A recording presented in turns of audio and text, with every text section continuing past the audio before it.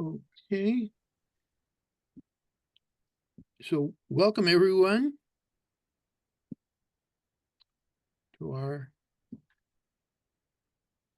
first speaker program of the DBSA National Capital Area chapter for this year.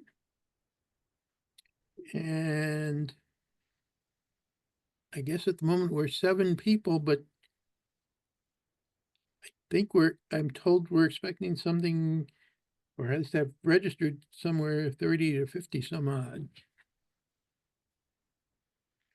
So let's give it a minute and see who joins us.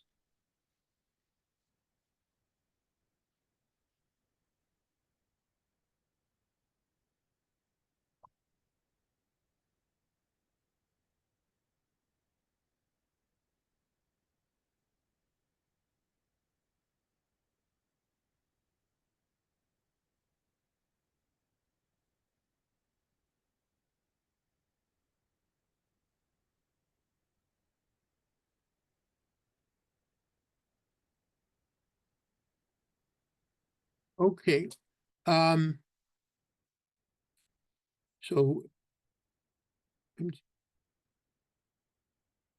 we're waiting for participants to join, but don't know how long we should wait. Let me say a few things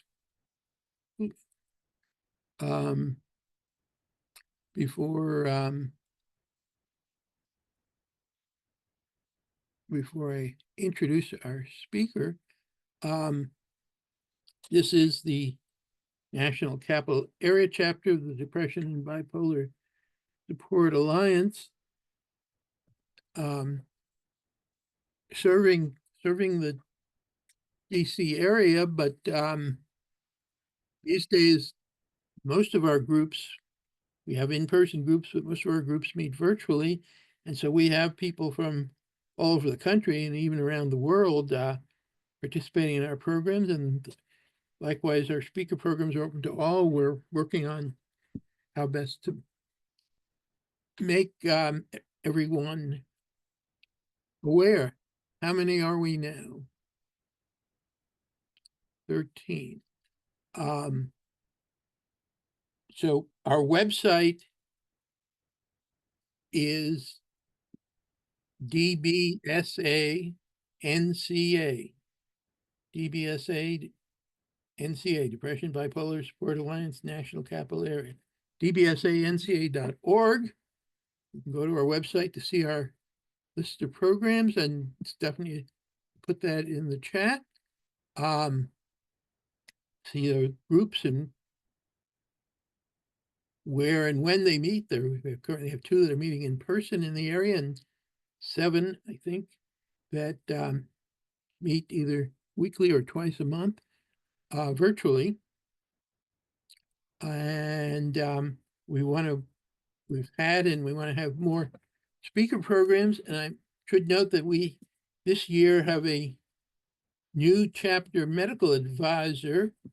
By the way, we have our old chapter medical advisor has served us for 40 years and has given us a lot of excellent talks, and we hope we can do some kind of program to honor him at some point. That's Dr. Frederick Jacobson.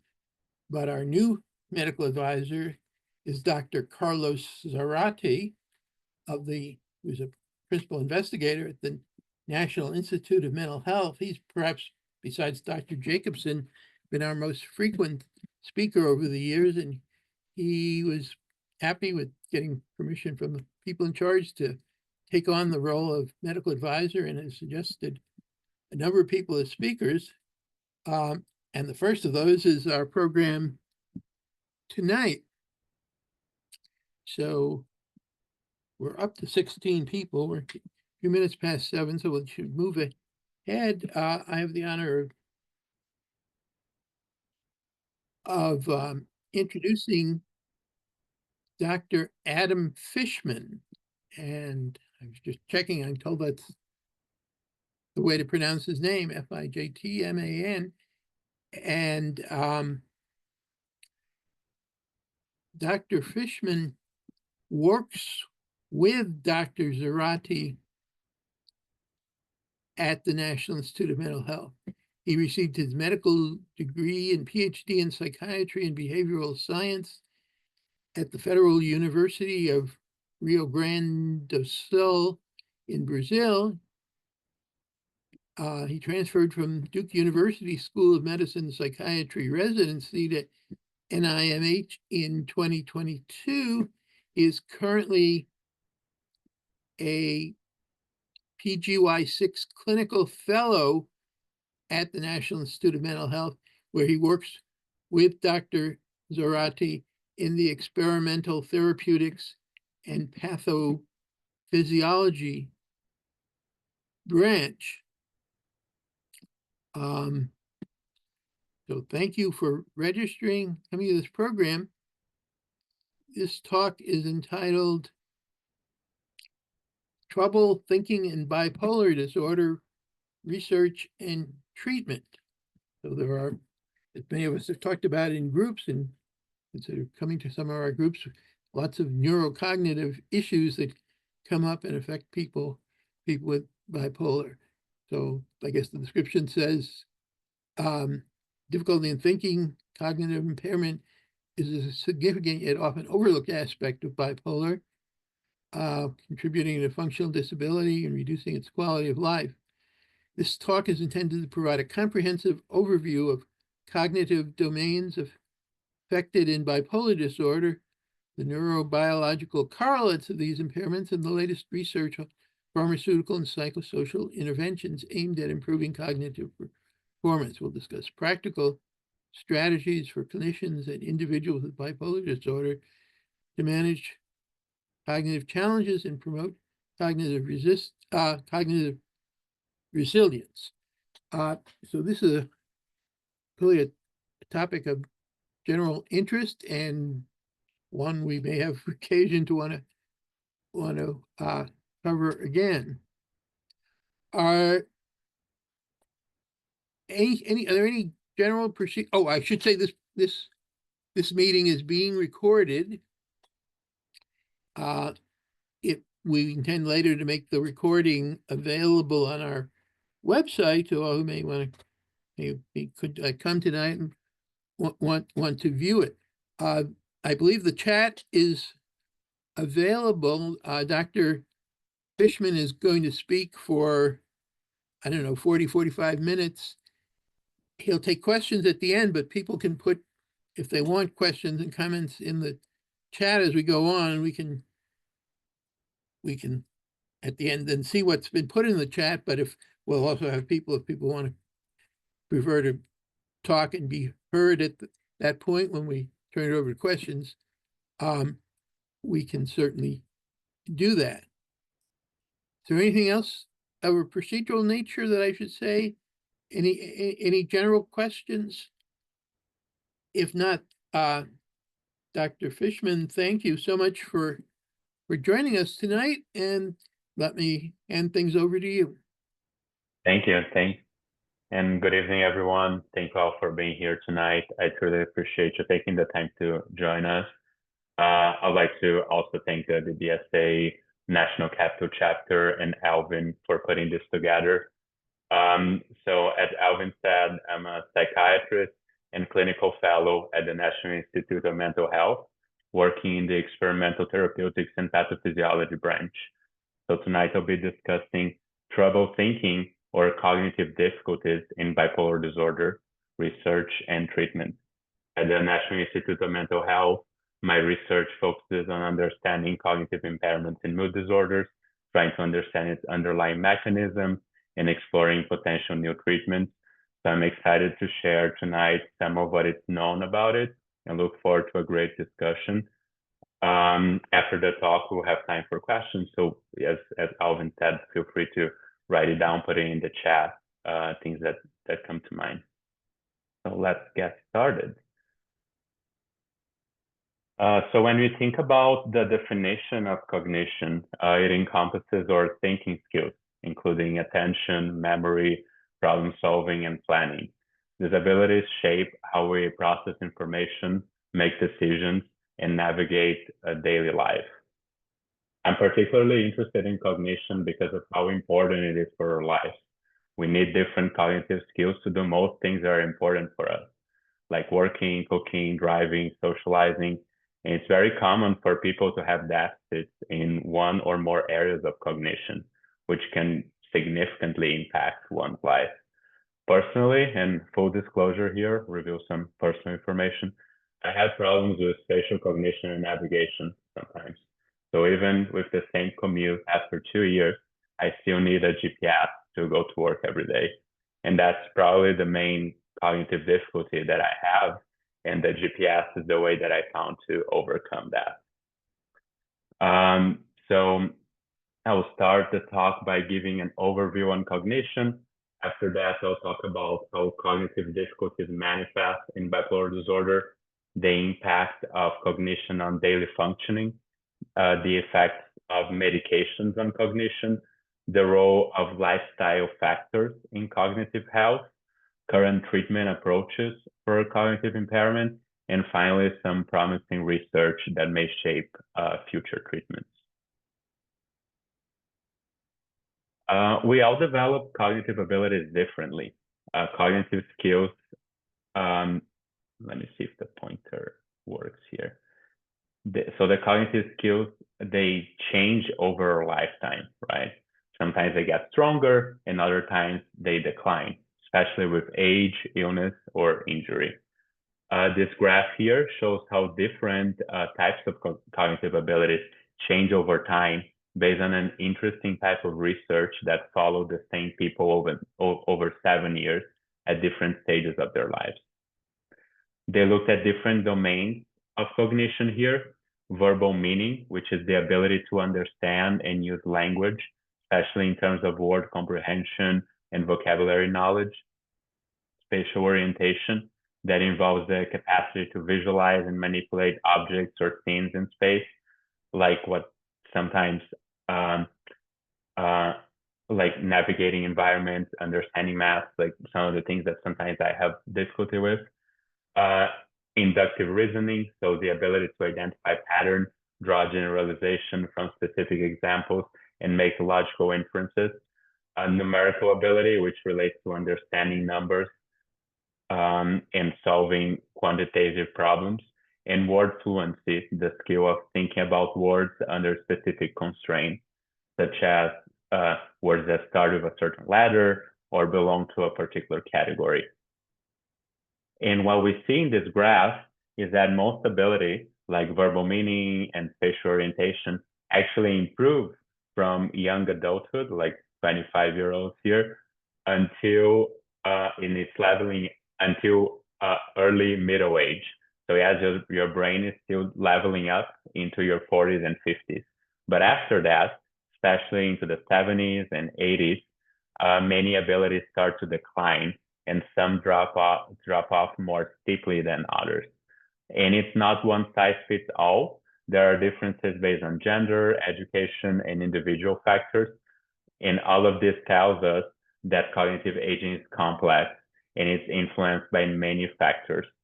But it also reminds us that some skills can grow and be maintained well into later life. Cognition is made up of different areas or different domains, like processing speed, attention, memory, and executive skills like planning or multitasking. You can think of this as a pyramid where problems in the bottom of the pyramid will lead to difficulties on the top as well.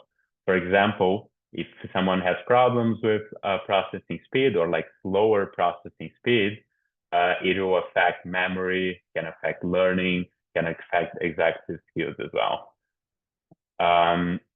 Motivation and alertness aren't exactly cognitive functions, but they put this on this pyramid here because they are essential for everything else to work. Like we need the motivation and we need to be awake and alert to have attention, to be able to remember things. And it's important to notice that because specifically that motivation and wakefulness, they are very influenced by mood symptoms and affected by mood symptoms in general, which is one of the reasons why mood symptoms can significantly impact cognition and lead to cognitive deficits in people with mood disorders. Most cognitive processes take place automatically. We don't have to necessarily think about that or like turn it on. And the different aspects of cognition work together to allow us to carry out day-to-day activities. For example, to do the weekly food shopping, you need a series of mental processes, including deciding to take action to shop, planning of meals for the week, writing down which ingredients to buy for the meal, having an overview of where to find the things in the supermarket, keeping track of the items you have and have not put in the basket yet, and remember where you parked your car or how to go back home after that with your groceries. And each of these tasks, if you think they are linked or they are possible because of one of those cognitive areas that we talked about. So to decide on an action, you need a motivation. For planning, you need executive function. To write down, you need different aspects of language. To look around, you need spatial orientation. For keeping track of things, you're using working memory. And for remembering places, you're using visual memory. Cognitive skills are therefore necessary to succeed in daily life, including work, school, and social life. They're important for maintaining relationships. Friends and family value, as we all know, someone who pays attention to them, remembers things about them, and follow through on plans to get together, for example. Given this, disturbances in cognitive functions are linked to poorer quality of life and reduced work capacity. Now talking specifically about cognition in bipolar disorder, the main reference for this presentation that I use is a booklet on cognition in bipolar disorder, published by the International Society for Bipolar Disorders, or ISBD. This resource provides valuable insight into cognitive challenges associated with bipolar disorder and is available on their website for those interested in exploring it further. So individuals with bipolar disorder frequently have mood episodes of depression, mania, and hypomania. Very common for people to have cognitive problems during this mood episode. During an episode of depression, for example, people often experience problems related to paying attention, concentrating, remembering things, and solving problems. During a manic episode, cognition can also be affected, like thoughts may be racing and often change content, while the abilities to judge a situation, pay attention, and inhibit impulses can also be limited. And while some people with bipolar disorder only experience these difficulties and these cognitive symptoms during depression or during mania, there are some people that continue to experience cognitive problems during euthymia, or at least for months or weeks after their depression or their mania remitted, or the mood symptoms have diminished. And then difficulties in mania can involve continued problems with attention, continued problems with learning, memory, planning, and decision-making. And cognitive issues are actually a core part of bipolar disorder for many people. But here's the thing, there's a lot of variation.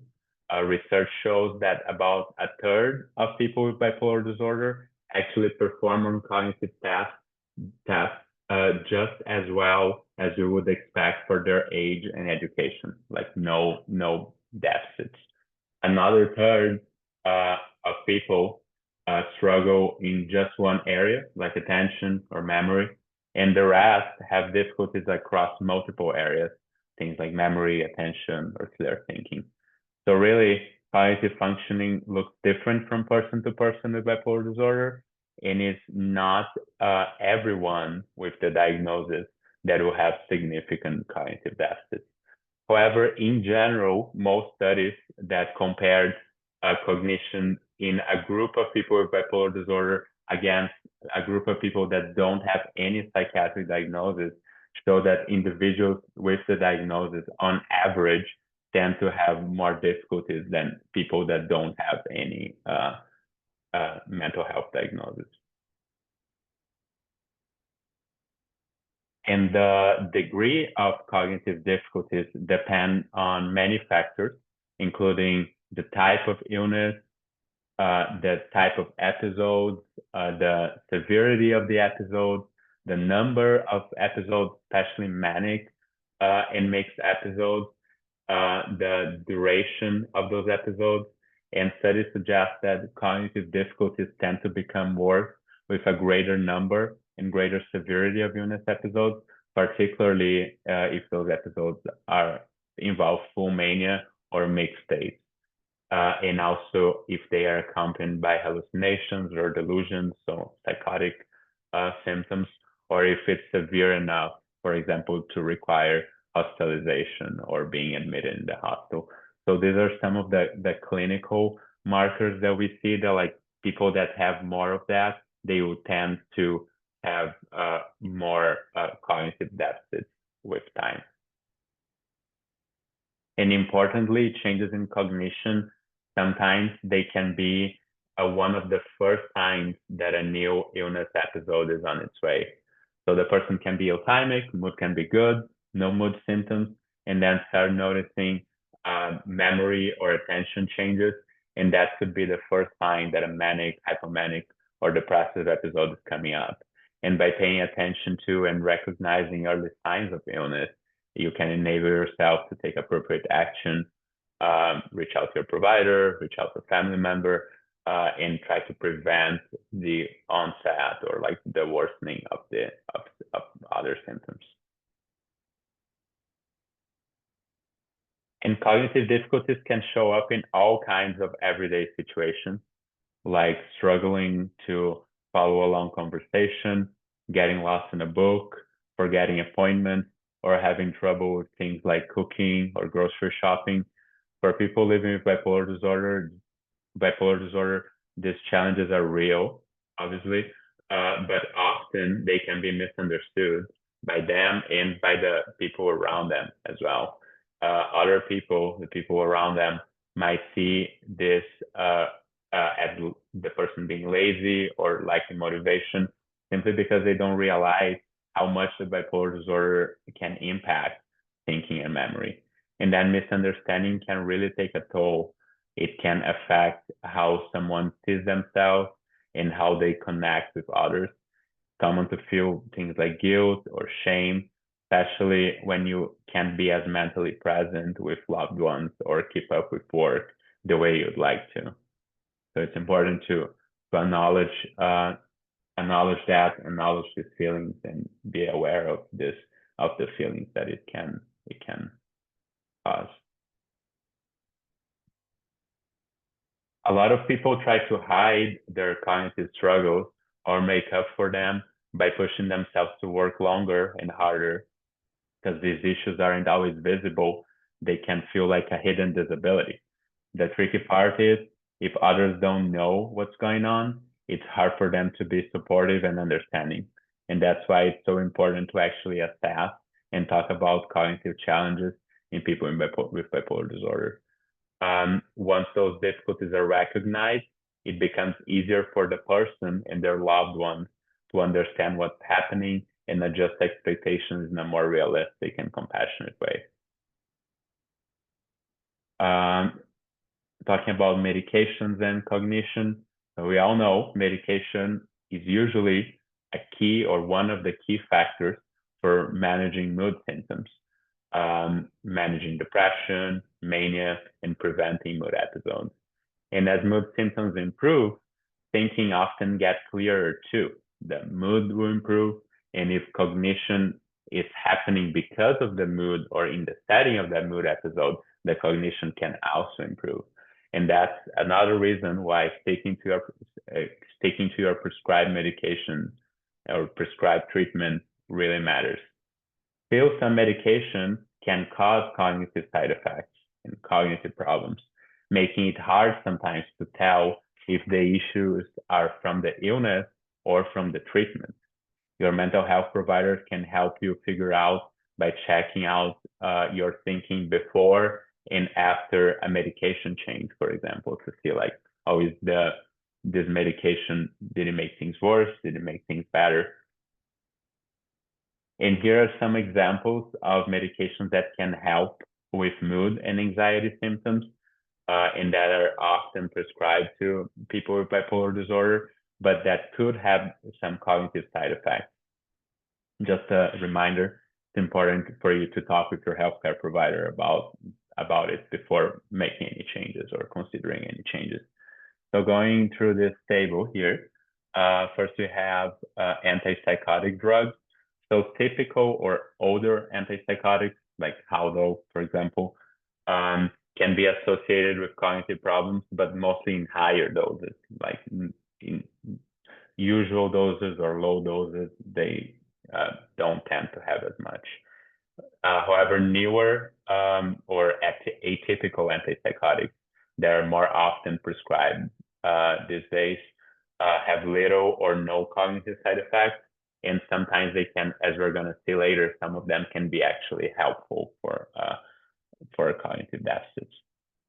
Antidepressants, they are not frequently prescribed for bipolar disorder by themselves. Like a lot of the times they can be prescribed if they are combined with a mood stabilizer or with an antipsychotic or with lithium, but they are frequently prescribed in combination. So we can see here that older antidepressants,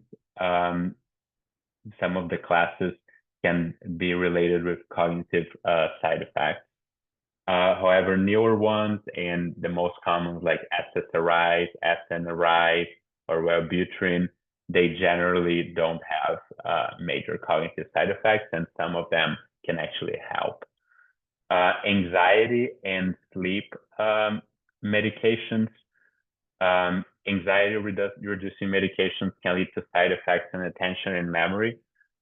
Similarly for sleep medications, and that's pretty easy to understand that like if you're taking something to make you sleepy, in the short term, you're going to have problems with memory, with attention.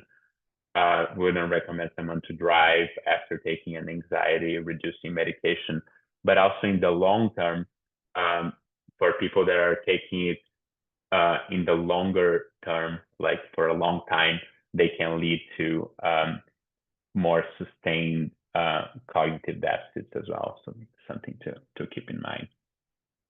Lithium, very helpful medication. Some people argue that it's the gold standard treatment for bipolar disorder for some people, not for everyone. But it can, and there are studies showing that it helps with cognition for some people that respond well to it. However, in high doses, or if someone is not responding well to it, it could lead to cognitive side effects. Especially, as I said, if the doses are higher than the recommended.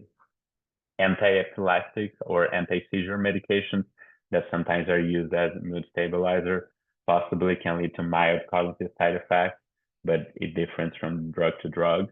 And then not a medication, but also in this table here, electroconvulsive therapy or ECT, that is sometimes used as a treatment for bipolar disorder, can, for some people, lead to cognitive side effects on memory and executive skills, but they are typically transient, like they are typically temporary and will tend to go away. Here it says in less than 3 months, usually less than that.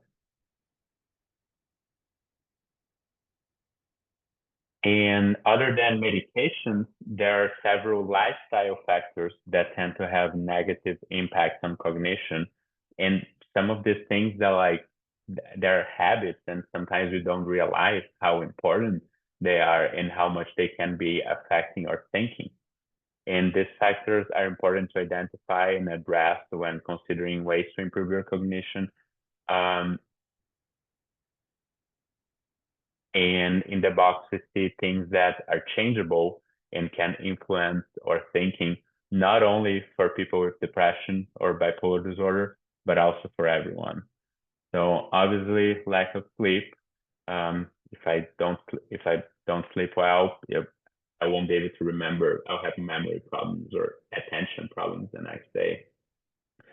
Lack of a physical exercise or having high fat in your diet can also lead to cognitive problems. Same thing as being overweight.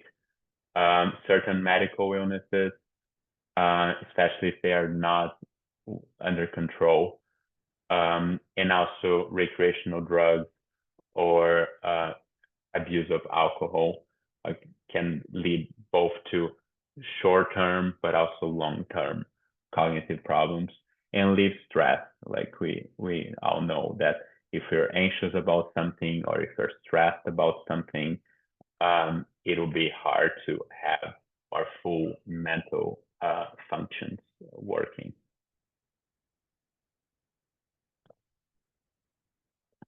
So now let's talk about treatment and taking action on that. So the first step is to try to treat the mood symptoms, as I was mentioning. So especially during a mood episode, you want to try to find the right medication that will help your mood first. That will be the priority, and a lot of the times, improving the mood, the cognitive and attention problems can also improve. And if you're still noticing thinking or memory issues, even after your mood has improved or you optimize your medications, or not only your medications, but your treatment in general, that sometimes includes behavioral things and therapy as well.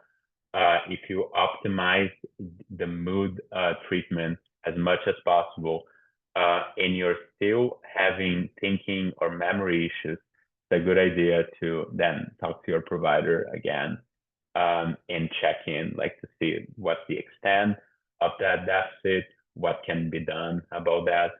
And they can help you figure out what's going on and what's the kind of support that might be helpful. So besides sticking to your medications, things like getting good sleep, staying active, limiting alcohol intake can really make a difference. It can also make sense to do some cognitive assessments to have an objective measure of your deficits, especially before trying a new medication or before trying something for that. And additionally, sometimes our brains need a little help. And that's where compensatory strategies come in. And these are some simple tricks that make everyday tasks easier when memory or focus is hard. For example, some people use mnemonics or memory aids, like if your grocery list, for example, is milk, eggs, and butter. You can turn that into a silly phrase like "my ear is blue" for milk, eggs, and butter, and then you remember that. A lot of people have problems remembering names, and one strategy, simple strategy that some people use, is to try to link a name to an action. So if you meet a new friend, her name is Dorothy, for example, you think something like Dorothy likes to dance, and then next time you see Dorothy, you think about that, and it might be easier to remember her name. Also, break tasks into smaller steps so they feel less overwhelming and easier to achieve. For example, if you have to get a new job, that's a huge task. But if you break it down into smaller things like preparing your CV, delineating what jobs you're going to apply for, sending something like 2 emails a day, it might be a little easier and less overwhelming to do those smaller tasks for you to get to like the bigger task that you're looking for. And these strategies can help you stay on track even when your brain feels a bit foggy. And it's sometimes helpful to think of our brain like a muscle that you want to make sure you're exercising as much as you can, so it'll be stronger and it'll be more resilient to deal with things, and you'll be able to have to be able to achieve your goals and to overcome some deficits.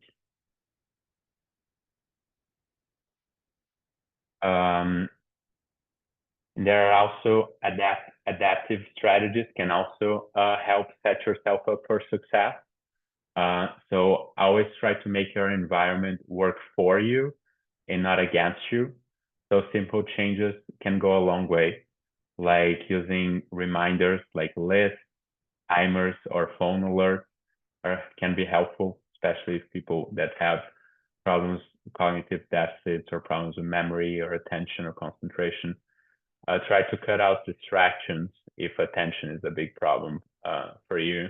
So try earplugs or noise canceling headphones, or turning off the notifications on your phone when you're trying to focus on something. And another one, keep daily items like your keys or your medications in the same spot all the time. Setting routines for your daily activities, for appointments, or for errands that you do every day.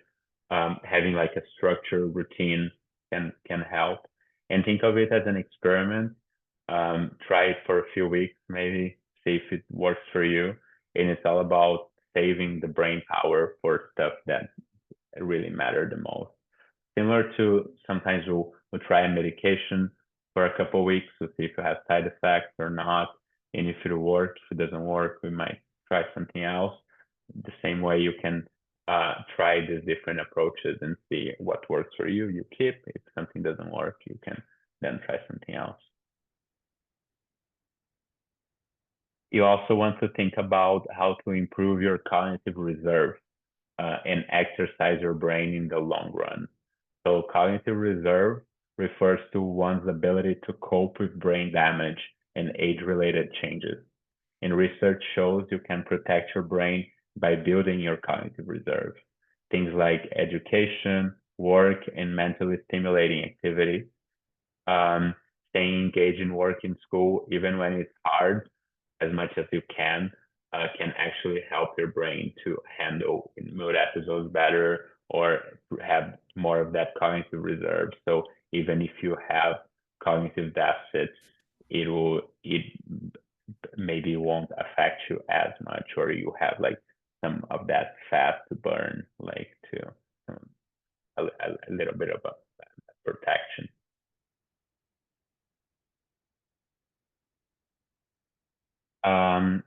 And it's also important to talk about it with other people, right? Like with relatives and with close friends. So cognitive issues can be an invisible challenge, often misunderstood as carelessness or disinterest. So part of the action you're gonna take, if that's something that you're dealing with, will be to let the people that are around you to know that you're dealing with that. And instead of hiding it, try to be open with family and friends. Let them know that memory and attention difficulties are part of your bipolar disorder. Ask for their support with reminders. And if it's hard to start a conversation, consider bringing your loved one to your healthcare appointment. Clear communication can reduce stress and help everyone stay on the same team. And if you're caring for someone with cognitive difficulties with bipolar disorder or depression, or just cognitive difficulties in general, showing patience and understanding is key. Helping them establish a structured routine can improve their memory and attention. It might be helpful to repeat important messages and write things down, like appointments in a calendar together. Giving clear, simple instructions and allowing time for tasks can make a big difference. Encourage using tools like diaries, alarms, or phone organizers to stay organized. And most importantly, acknowledge their cognitive struggles and set realistic expectations. And talking now specifically about treatment and other than these behavioral strategies, what were some other treatments that could be done for that? So currently there are no approved medications for cognitive problems in bipolar disorder, unfortunately. So there are several promising options that are being explored. These treatments, they're mostly under research, or like that the studies show, they focus on enhancing the brain's ability to regenerate cells and strengthen the connection between brain cells. And this can be achieved through medical treatments or brain training exercises, or some of them in some types of psychotherapy. And while cognitive issues are common in people with bipolar disorder, there are many effective strategies that are being developed. In the next few slides, I will discuss some of the medications that are being studied or that were studied recently. Some of them are already used for bipolar disorder or for unipolar depression, while the others are more experimental. Again, it's important to talk with your mental health care provider before considering any of these therapies. And most importantly, try to optimize your mood and anxiety symptoms first before focusing specifically on this additional treatments for cognition. Because again, sometimes if your mood improves, if your anxiety improves, they're comorbid, they're part of your bipolar disorder, the cognition could also improve. So the first medication is lurasidone, or the brand name is Latuda, which is an antipsychotic. Now it's commonly used in the treatment of bipolar disorder, and it has a mechanism slightly different from other antipsychotics, and therefore it can be helpful for cognition. It acts on a slightly different receptor than some of the other antipsychotics do. At least one study found beneficial effects on cognition of 6 weeks treatment with lurasidone in people with bipolar disorder type 1 who are otherwise symptoms-free. So they were not having they're not having major mood symptoms that wouldn't meet criteria for depression or mania or hypomania. They received Latuda for 6 weeks and had improvements in some areas of cognition. Antidepressants, as I said, they are not routinely used in bipolar disorder, but sometimes they can be used in combination with mood stabilizers. And the antidepressant vortioxetine, relatively new, but it's in the market, and it's used to treat unipolar depression, was observed in several studies to improve some aspects of cognition in unipolar depression. The problem is that no studies really have been done in cognition in bipolar disorder, but maybe that's something that there are signs that it could be helpful. The third one on this slide is a medication called mifepristone. So a couple of studies show that short-term treatment with that in people with bipolar depression suggested that this medication, which blocks glucocorticoid receptors, which is the receptor of involved in like the stress hormone, can help in cognition in bipolar disorder. In 2 studies, participants experienced improvement in spatial working memory. That's the ability to remember where things are and keep track of them mentally.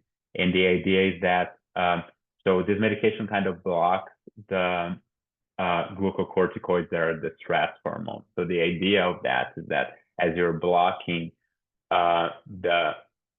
this hormone that is associated with higher levels of stress, it will be easier to pay attention. Like with that idea that if you're under a lot of stress, it will be hard to think and to have a sharp brain. The next one is modafinil.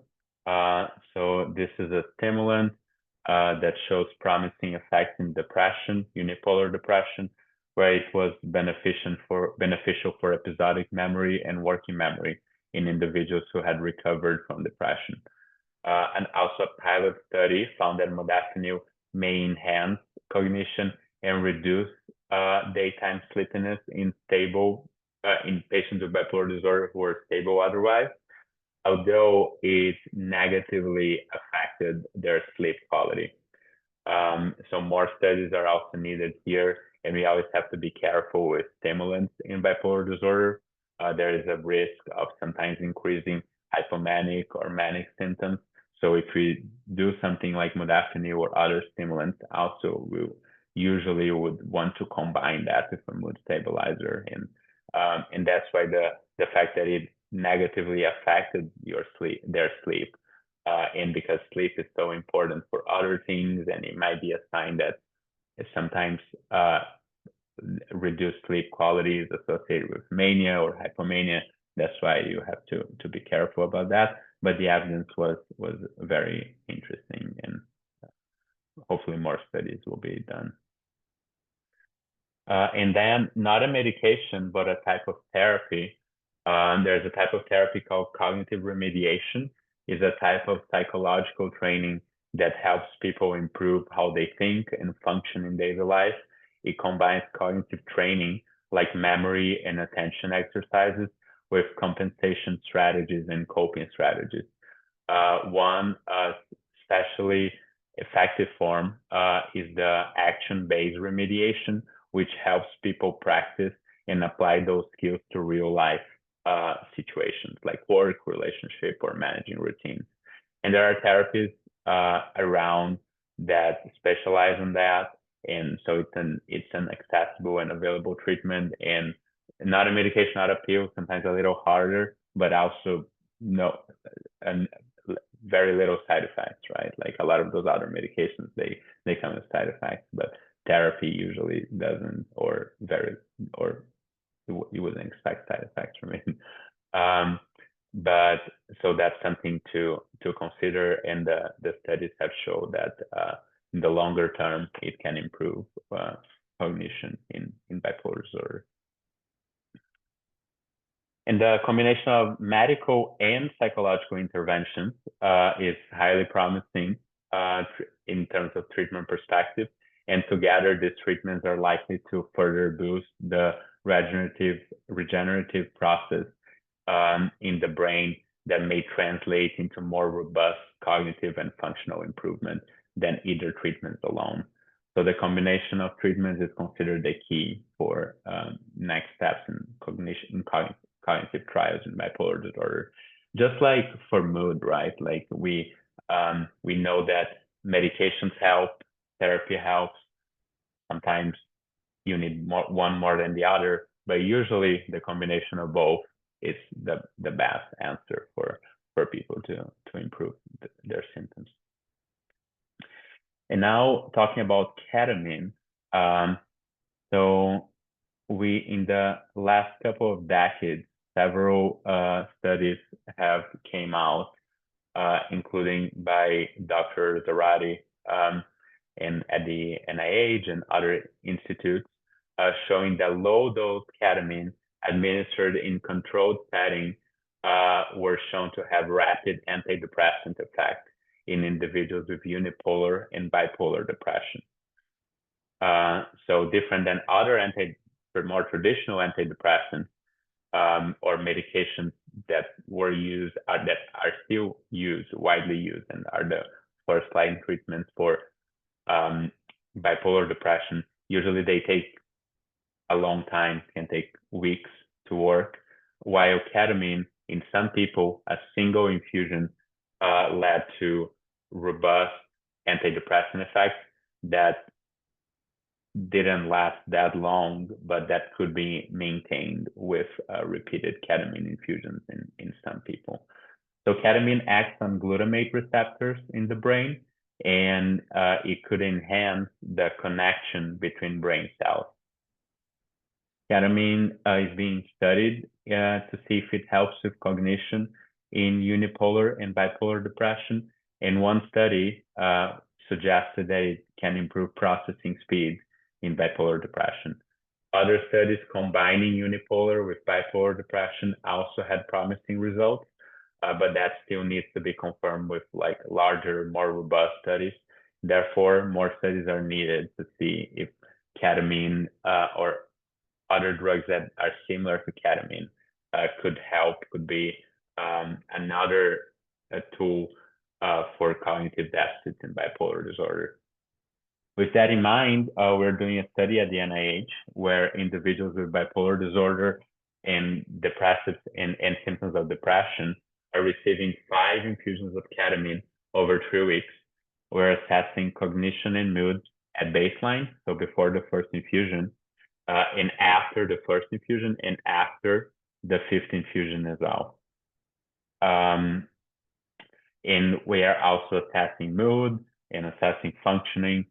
And we started this last year, and we're looking forward to hopefully have some results soon.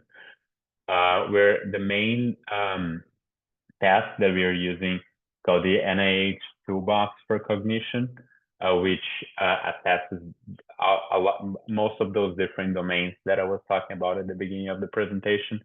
But we're also using the DSST, which measures processing speed, and also this test for memory, and the FAST for functioning.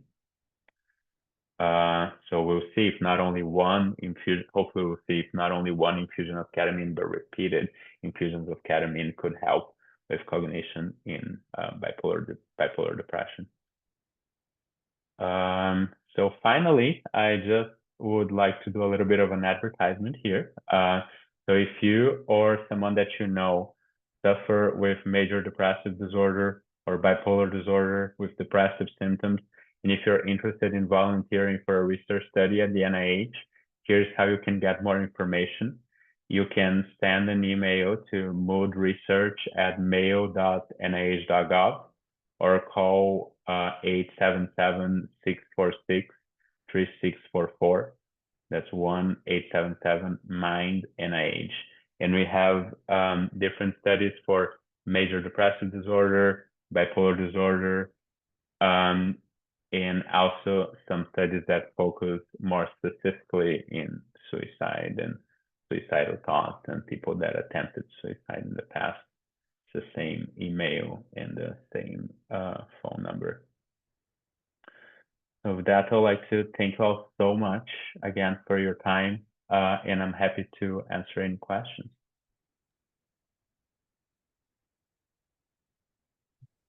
Thank you, Dr. Fijtman. Claude. Let's see. Let me say thank you for the slides on upcoming studies. We will try to get something about that onto our website and put something in our weekly newsletter about. In fact, I should have said we send out a weekly newsletter. It's on our website each Sunday generally, and you can go to the site and click to enter your email address and join that weekly list. So I will ask for people who have questions, but let me look at what we've got so far in the chat. One question was, how can we get copies of your slides? Let me attempt a first answer to that. We intend, this program is being recorded. We intend to make the recording with the slides available on our website. That may take a week or so to get up in place, as we have recordings of some of our previous virtual speaker programs. So they'll be there. I don't know if Dr. Fijtman wants to say anything. Yeah, and I'm happy to share my slides as well. I can send to you, Alvin. I can send you my slides as well, and you can share with people too. Oh, so I'm sorry, you want to send us separately a copy of your slides? Yeah, I'm happy to do it if you'd like. Okay. If people would like. Okay. I mean, I could ask if you want to share your email address, but that's not necessary. No, Alvin, it's Elizabeth. I just want to say that's great. We really appreciate that. If you could send them to Alvin, and then he will send it out. Yes. Yeah. And let me, because I want to get it, want to know how we're doing now. We're going through a kind of new era in programming. How we're doing in setting up these programs. So let me share my email address. I'm putting that in the chat. My email is Alvin, ALVIN, at, and then the website name at dbsaNCA.org. So that should be available. The other question already in the chat, Stephanie has put on a relevant NIMH link for other information on current studies. Well,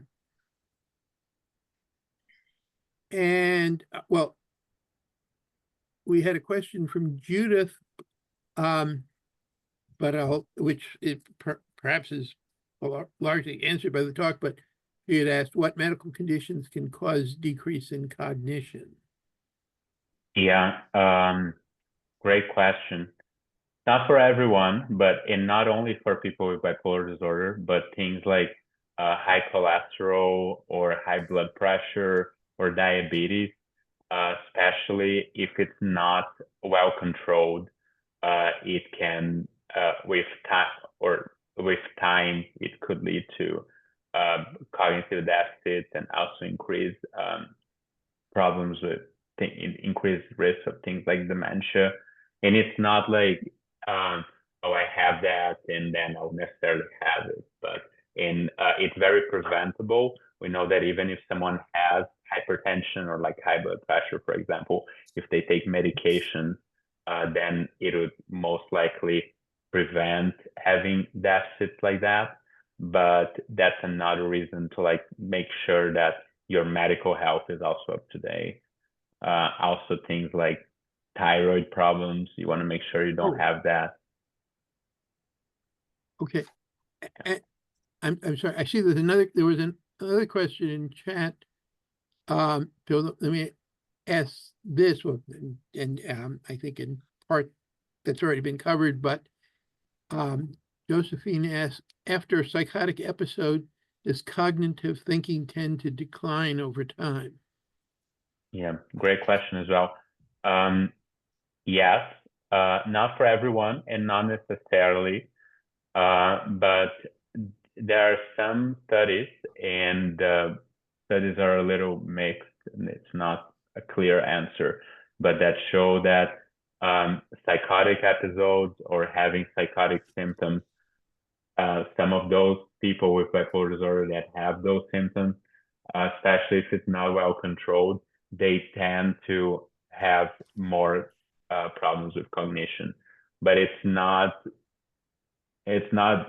very clear, but it's one of the things that it's believed to be associated with more cognitive deficits in bipolar disorder. Thank you, Doctor. Ellen, I have a Elizabeth. question. Yeah.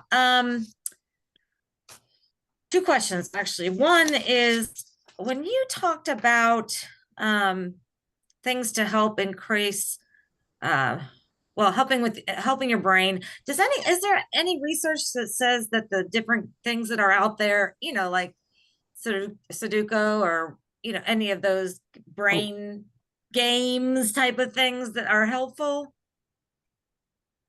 Yeah, to be honest, I don't know about research on that, and specifically on bipolar disorder, I believe not necessarily that there is research on that. But anything that you find challenging to your brain, that is not boring, or like that is challenging, that like reading or playing games that are rewarding and will make you think, it doesn't harm, and it can help. I mean, you wouldn't be doing that nonstop, like 24/7, instead of doing other things, right?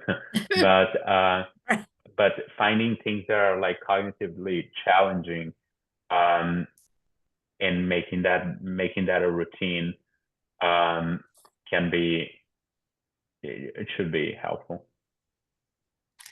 Okay, thank you. And then one other question is, with lithium, at least in the last 10 years, they've been saying how it can help to regenerate brain cells and possibly help with Alzheimer's or against Alzheimer's. So I'm just wondering if that's still the case and if that was just with cognition in general, if that could help. Yeah. So at least one study showed that people that respond well to lithium can have improvements in cognition. So not everyone. So for a lot of people with bipolar disorder, lithium is the best treatment. If it's not, then not necessarily the lithium would help. It could, but if the lithium is helping with the mood symptoms, it'll probably be sticking with that option and sticking with that medication could help with these things that you mentioned, like regenerating brain cells, strengthening brain cell connections. So that's true. Not Okay, for everyone. thank you. And I just want to say thank you so much for this whole presentation. I just want to make sure really it was really beneficial, really helpful, and I appreciate it, you doing this. Yeah. Thank you all. Yeah, let me say I like doing Sudoku and other logic puzzles. It's a way to keep my mind sharp, or at least I think so. Here's a question from Patricia. Can cognitive difficulty due to bipolar make the person more susceptible to dementia later on? Yeah. Great question. I'm not sure if any longitudinal long-term research studies ever answer that, but it's believed that yes, especially if it's not treated or if it's not addressed, there will be some brain damage and like some insults to the brain in making the brain more susceptible to mood and cognitive problems, and that and the brain being less resilient over time could increase the risk of dementia. And also, but again, I'm not sure if there are any studies that specifically looked at that or tried to answer that. But most importantly, the way to prevent the cognitive deficits in bipolar or without bipolar, the way to prevent dementia is the same. You want to make sure that your medical health is under control. You want to try to keep yourself active, exercise, eat healthy. So they seem to be, the brain health in general seems to be all connected. Okay. Let me ask if there are other questions. Put in chat, or you can just raise a hand or electronically raise a hand, or just come online and just come unmute and shout it out. Anyone? Oh, let me ask about another drug. It seems to me I've read something about recently about research that shows it can be helpful, at least for those who have difficulty otherwise with bipolar treatments, or metformin. Yeah. So one of the things that can increase the risk of having cognitive problems in bipolar disorder is diabetes, or not having your or insulin resistance, like problems with having the insulin not working, is associated with cognitive problems. Not necessarily metformin on its own, but now there are some studies on GLP-1, modulator drugs like Ozempic or Mounjaro, there are some studies trying to see if these drugs could help with cognition and brain health. The studies are still preliminary, and it's possible that it helps only because it will help like the person to lose weight and like be healthier in general. And then as you're healthier and like lower your cholesterol, your brain health should also improve. But because they all act on like similarly on like regulating your glucose, it's possible that things like that could help with brain health. So it's a little early to start using things like that just because of cognition, but definitely there are studies on that, and it's one more reason to make sure that if you have diabetes, it's under control, or try to eat as healthy as possible and exercise regularly. Okay, this sounds like something we may look forward to more research and perhaps future talks. Other questions? Anything anyone wants to ask before we say good night? Anyone? I want to, of course, thank Dr. Fijtman for doing this, and I hope we'll have other such talks with researchers from NIMH and perhaps other places. And I welcome feedback on sort of how we did this program and how we could do it better, and suggestions of topics or speakers that people would like to see us do. So you can email me. Otherwise, unless anyone wants to say anything else, I think we'll say good night. Thank Dr. Fijtman. Look forward to the next time. And have we stopped the recording, Stephanie?